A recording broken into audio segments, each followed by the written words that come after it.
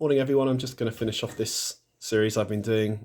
Sorry there's been a big delay, but this is the final part and I just want to show you now just some very simple ideas with some weathering.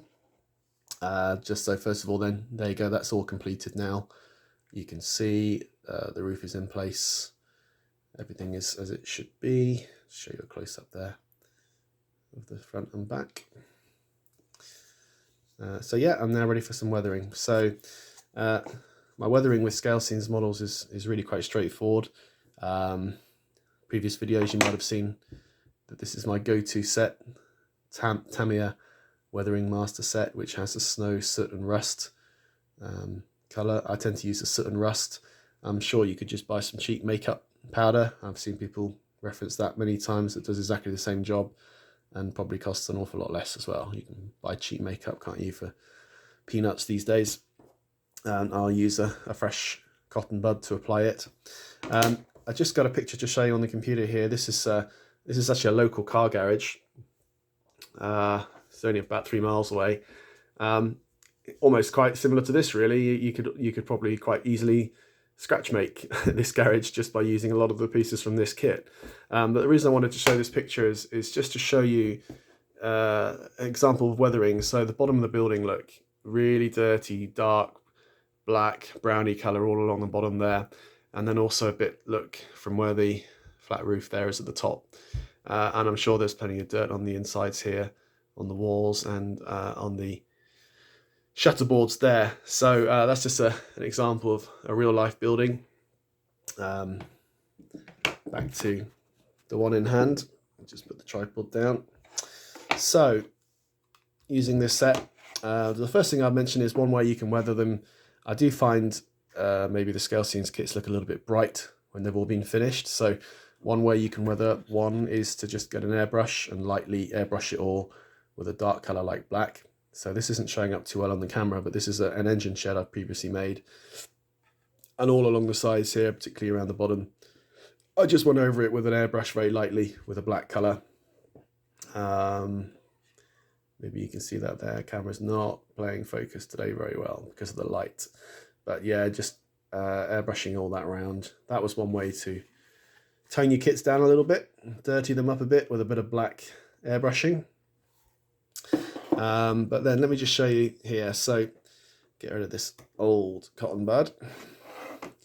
So I'm going to sort of dirty up the bottom of this one, like we saw in the picture there. So put a bit of the weathering powder there on the cotton bud, and going to start with the doors. I'm just literally just going to do that.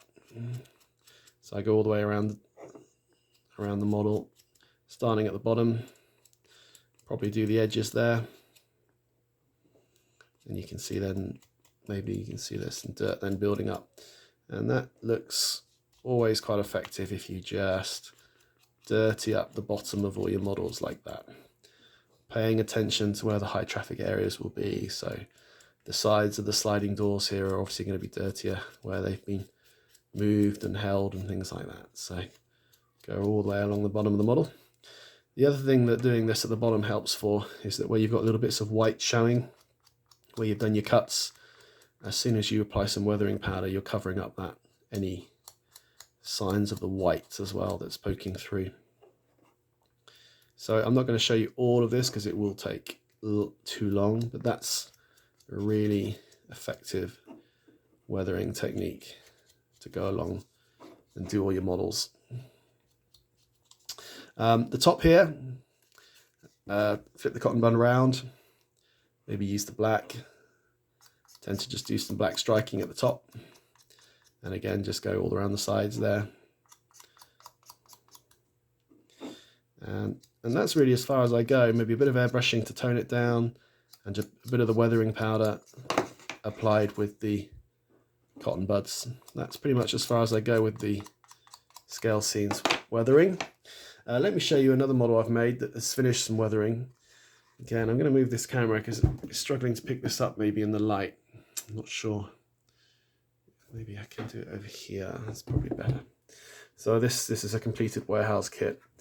And you can see here that where I've got the joins in the platform, I applied the black weathering powder along the joins just to give more of a 3D effect, and again all the way down the bottom here where there'd be people walking up that and around the edges.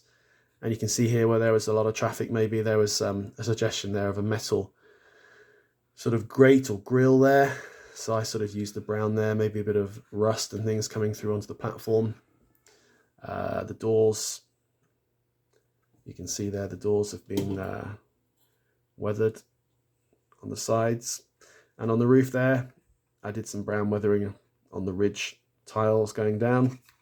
And then on the roof there on the side, I just applied some black. So it just finishes the model off nicely, just doing a little bit of weathering like that.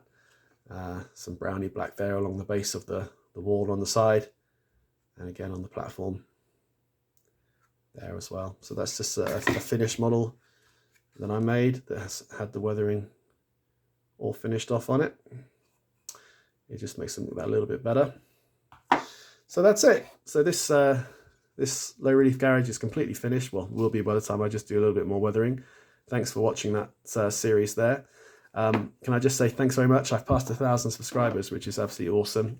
When I started this, I never dreamed I'd have that many subscribers. And, you know, like some of the videos on YouTube are so professionally done with all the editing and the graphics and the logos. I don't have any of that. So it's great to see that 1,000 people have chosen to subscribe to my random ramblings about model railways. So thank you very much if you've subscribed, and I hope you keep watching in the future. I've got a few projects on the go, so next week I'll bring you an update on everything that's been going on and what I'm looking at to do next. Made a couple of new purchases, and having some thoughts about TT Gauge, which I'm sure many of you have heard about, as announced a month ago. And I've got a couple of small new layouts that I'm just starting as well.